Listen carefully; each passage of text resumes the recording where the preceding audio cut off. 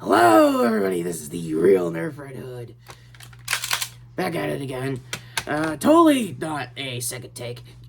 Shut up. It's been a while, Why has that been a recurring joke around here? Seriously, Criticals, it's just messing with Retro's brain. I'm just saying. Anyway, that being said, it's been a while since I've actually done some, I guess, Nerf news of my namesake. So, we'll get to that in a minute, but if you're those who are also wondering, where am I when it comes to the new Netflix, Resident Evil series? No, not Infinite Darkness, and no, not that remake that came out last year. No, the other one with, Lance Reddick-Azzo, Wesker. Retro already did a review of it. It's gonna come out later this weekend, and, he's still weirdly cool recovering from it. That his words on me. Is that the case, Retro? Yeah, honestly, I could take it or leave it with that show. Card, if you guys want to see it. Future links aside, let's get to the Gelfire, a new series of blasters that Nerf is pumping out yet again. Yes, it's the same song and dance, but now this time around they're like, hey, remember when we were like with Airsoft, but not with Rival, or Paintball, but not with Rival, or Dark Tag, but not with Rival? We're doing that again, and no, it's not code for another Hyper Blaster, thank God, at least, because I'm going to be honest with you, those things are tinier than the usual Rival round. This is the only Hyper round I got left here. I have the Blaster, but we just reorganized everything. We'll probably do a room video someday, but we'll show what we have on that. Only Hyper Blaster, I think we were going to plan to do a review of. I think it was like the Rush 40. If we did, link above. Anyway, that being said, resyncing my voice aside, yeah, it's the Gelfire. And for those who are in the Airsoft community knows where they're going. Long story short, gel blasters are becoming the new thing for the Airsoft community to be an alternative for people who want to get into the hobby, on their side of things. Here on Nerf, some are dabbling, not a whole lot, obviously, but until today when Nerf wanted to get into the game. It just got released, a full video on their Instagram yesterday, and apparently they got a lot of ideas with this new particular, I guess, inaugural blaster. I don't know if they actually gave it a proper name. Oh, actually, I think they did. Okay, I won't have time to talk about the general name of it, so we'll just get to the pics I'm seeing so far. The good news is it has a switcher for semi and full auto, so for those who remember, I think the late Elite 1.0 blasters that had that, I think it was the Regulator, yeah, I think it was the Regulator that had that kind of blaster setup. That'd be pretty cool. The good news also keeps rolling around. It has a rechargeable battery, which I think is... Oh, wow. If I'm reading this right, it looks to be USB connected, which actually would save them a lot of time for a lot of USBs around. Maybe USB-C kind of a connector, that'd be actually pretty cool too. Extendable stock, which is should be a feature for the majority of those Ultra Blasters that are just having built-in accessories. Like, what is even going on there? Seriously.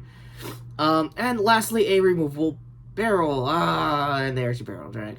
Yeah, unlike the Dart Zone blasters, that the barrels are actually going to be more beneficial. Go to our future review for their new revolver coming out. I think it's, damn it, name's escaping me. I'm not Retro, get me up to date with that kind of stuff. Sorry to say, I will want to play that because turns out Retro really still wants to do a Dart Zone approved grifter. No, not a general terminology for geeks and gamers, fandom and wannabes. No. The Wildstorm grifter. You know, the one that's trying to be like me. Oh, come on, dude, I'm totally like you. No, you're ripping me off. Oh, shut up. And yeah, the only difference is, I guess, a surfer bra kind of accent. Yeah, that's what we're workshopping nowadays. But the only good news is that it's got a fire rate at 10 rounds at a time, so every second. That's actually not bad for Nerf standards. There's no list. Oh, shit. Well, for those who wanted to spend $80 for the Mythic Full Auto, I think that's what they're calling the Pro. Yeah, really? You're gonna call it Pro? Wow. Okay. Long dumb story short, I guess to get to the most biggest elephant in the room, why are they doing this instead of, I don't know, certain kind of dart series that has been a fan favorite in the hobby for, I don't know, a good 20 years? And easily moddable, easily susceptible, and easily, I don't know, controllable? I don't really know. It's how Nerf is. It's expected to be out early November this year in Targets and Walmarts around the world, hopefully my country as well. Getting to the point, its age range is are actually in the same teen demographic that is the Rival and Hyper, so that makes a lot of sense. Mostly, there's going to be one big problem on a certain country. Card to Bradley Phillips when he was doing his breakdown of the news. Long story short, there's a lot of firearms restrictions with gel blasters because airsoft is, for all intents and purposes, the closest to looking like real steel than, say, this stuff.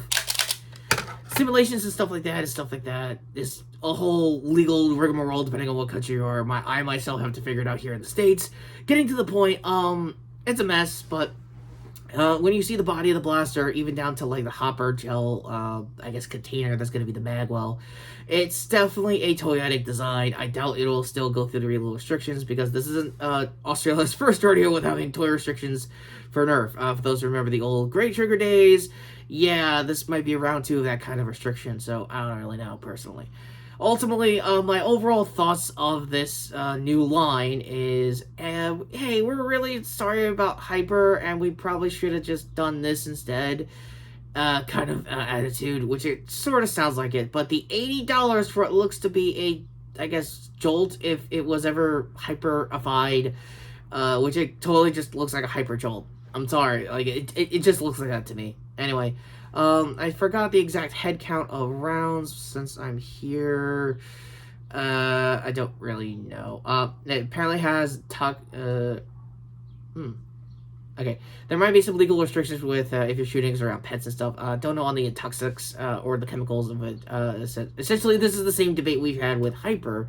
Either it has the non-toxic stuff that we're worried about, or it's just going to actually dissipate over time, or do we have to make our own rounds? That's usually the beauty part about like these gel blasters that I've been seeing lately, is that you can just basically waterproof the whole magwell and just reinstitute it in like a freezing system or something like that. Again, it's a very complex thing, but I think Lord Drag might have done a breakdown of how this stuff works. I'll go to any of his reviews when he was doing the actual, I guess, entry-level gel blaster reviews that he might have talked to. Me personally, I like the idea that it has some decent features like these extendable stocks, semi and full auto as an option, rechargeable battery. This all sounds like the same kind of stuff we had when Rival was first coming out. We've had basically built-in stuff ready to go, and they always wanted to one-up modders and be like, oh, here's that cool mod you did? Okay, we're making a whole blaster to that. Like, that sounds sort of what I'm seeing here with the Gelfire. If that's the same team trying to one-up the hobby, let alone a whole different hobby that they're trying to appease to, not just the Nerf modding side of things. It might be interesting. Again, I'm not married to the price of it. Like, $80 is way too much. That is like inflation at its worst. Personally, given that it is battery powered and stuff like that, I would have been comfortable with it hovering around like $60 to $70. It's not a huge like problem. $65 at best, depending on where you live, tax wise. Other than that, it has decent features. It has a whole lot to work with, and I don't know. I mean, I might pick it up as a review, or a certain ex-Wildstorm agent might be doing that. You know, I was in Team 7. What the fuck is even Team 7, Grifter? Yeah, we're beta testing blaster lines that he might be a part of, and making this type of mask for him is going to be surprisingly easy than it looks. And him basically being adjacent to the Bat family aside, what do you think of the news? So with that all being said, end cards coming up to Retro's previous review, which was Thor Love and Thunder, and to his other shorts playlist about a Rob Zombie Monsters movie. Like, why does this feel... I'm gonna be on... Oh, gear here in the shirt, and notification down below in case you guys want me to actually go through this blaster instead of Grifter. Please say yes. Think of the like ratio system as like Calling Me to Live thing. Remember that back in the 80s? Yeah, it's basically like that, but to tell Grifter to go screw off. Anyway, I don't know about this whole line. It's weird, it's interesting. It could be honestly worse than it sounds. But yeah, that $80 is gonna be a bridge too far, Hasbro. Just say.